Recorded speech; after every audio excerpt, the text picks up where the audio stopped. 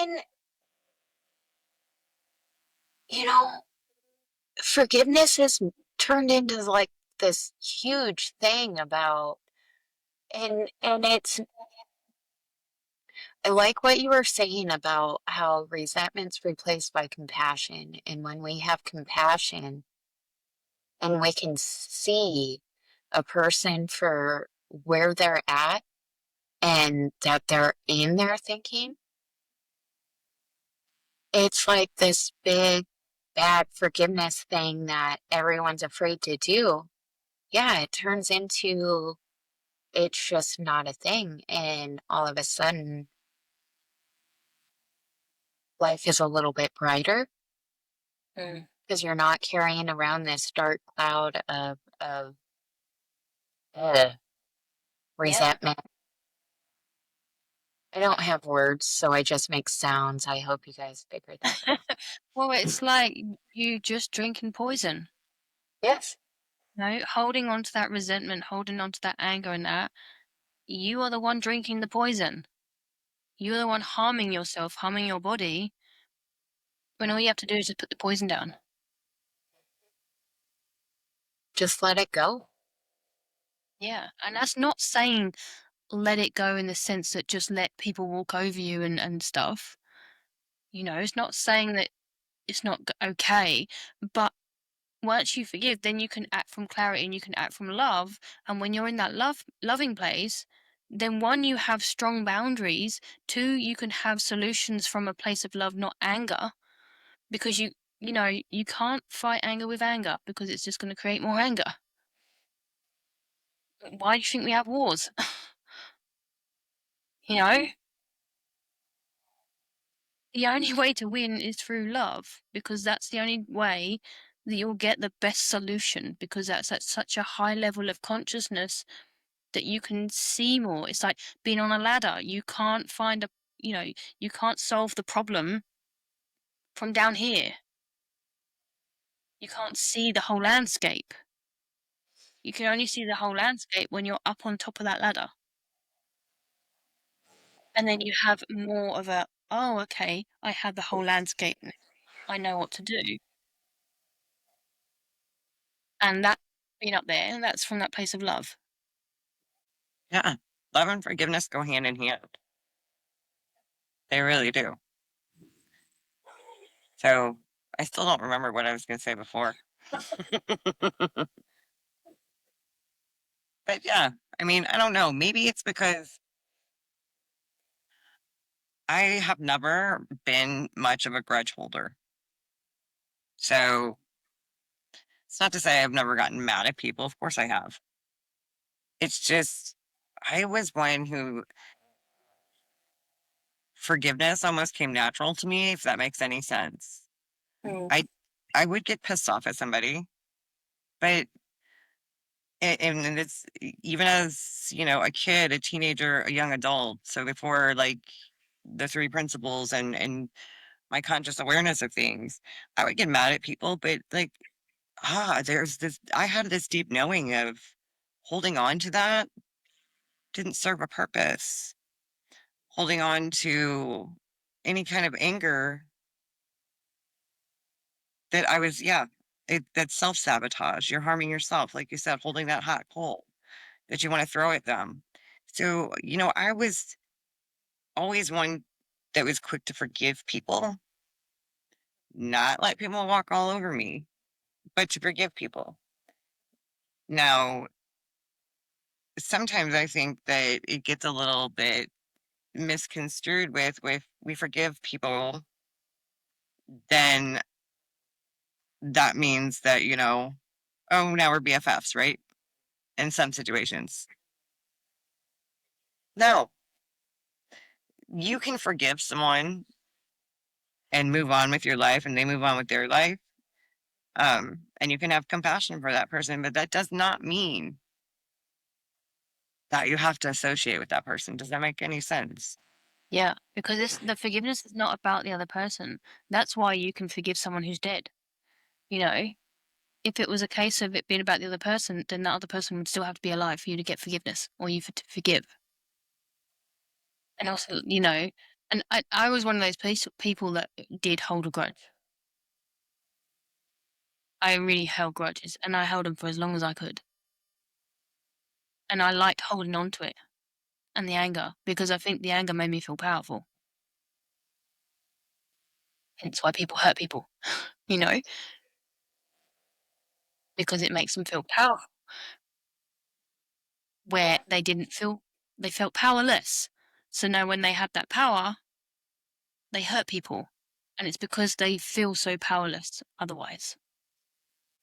And I like that you pointed out that forgiveness isn't for the other person. It has absolutely nothing to do with the other person. I figured that out a long, long time ago because I was a very angry teenager. Very angry, and then I was on drugs, so that just made me a violent, angry teenager. When I got pregnant with my daughter, so I was 17, and I realized, that it wasn't doing anything for me, to be angry all the time, to put the blame all the time. When, yeah, you know what? Things happened, and I had so much anger and hatred towards my dad, towards my mom, because my mom didn't leave, and I didn't understand. And then it's like all of a sudden I just realized that it was only hurting me and the people I cared about, because that's how I showed up. I showed up angry. I showed up violent. I showed up not caring and trying to hold power over people. And the compassion and the love, that really, it really made me second guess all of the crap that I was holding on to, because that made me who I was. I'm the reason I'm this way because this happened. And it's not my fault, it's their fault. But as soon as I became accountable for that, soon as I became accountable for the anger and the hate that I carried, it was easy to let it go. Yeah. I I love haven't that. talked to my dad. My children will never ever be around him, but I don't carry the hate. I don't carry the anger, because I have this gratefulness that I am not as lost as he is, that I don't have to live in his mind and deal with the shadows and the demons and the bullshit that goes on in there. But I was creating my own environment like that by holding on to that hate and not being accountable for how I was feeling. So it's like, as soon as I became accountable for what I was feeling and where I was at, that forgiveness just was almost automatic. I just let go of it. I let go of that hate. I let go of that anger, because that's not what I wanted to give the world. But I had let it consume me to the point that that's all I was able to get. And Yeah, I love that. And I forgiveness, love like, the fact, yeah, go ahead. yeah, no, what you were saying, like, I love the accountability, and like sometimes when we're holding on to hate and resentment and stuff like that, we think it belongs to them, but actually that's our hate, our Yes. frustration. It's ours, you know? And the misconception is that well, it's pointing to them, so it must be theirs. You know, it's their fault. It's they caused this, but it's not. That hate is mine, and I'm responsible for that hate. Yes. And we feed it. Yeah. Yeah, I love that. Like when you look at like, I literally just it's just like, even though I've done like so much work on feelings like that, I've literally just got an insight on that, and like I could just really see it now. Like that hate, that frustration, that's my responsibility. It's mine. It's my energy. It's like a little energy in my body, and that belongs to me. And what am I going to do with it? Right. Am I going to feed it or am I going to starve it? Because who's it serving being there? Nobody. Doesn't serve anyone. Yeah, I love that. Yeah. And again, it's that emptying out of all the rubbish. You know, clearing the bins out, which creates so much space for so much more. Yeah. And better things. Yeah. Just eat an M&M. I'm gonna fill mine up with M&Ms. I think that accountability you're talking about is a huge aspect of it, you know? And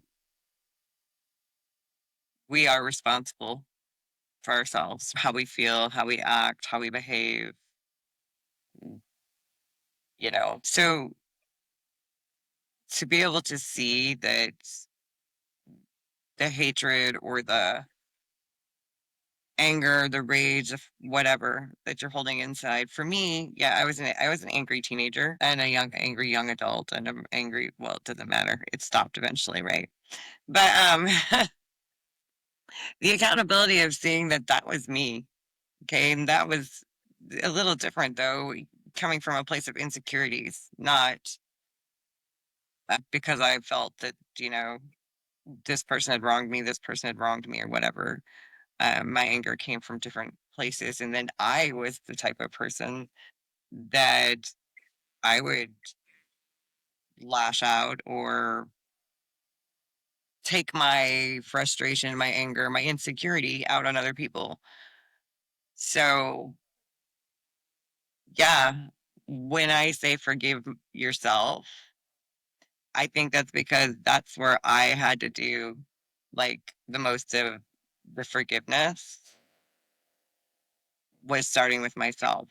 If I didn't start with myself, then yeah, I don't think I could have understood forgiveness as much as I do if I didn't start here.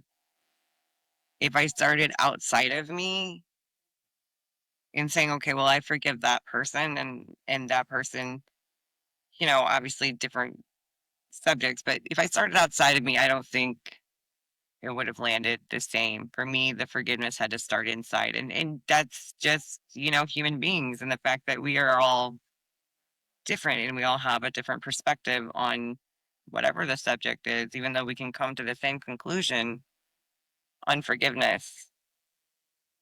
Mine started with me. I had to forgive myself for not liking myself.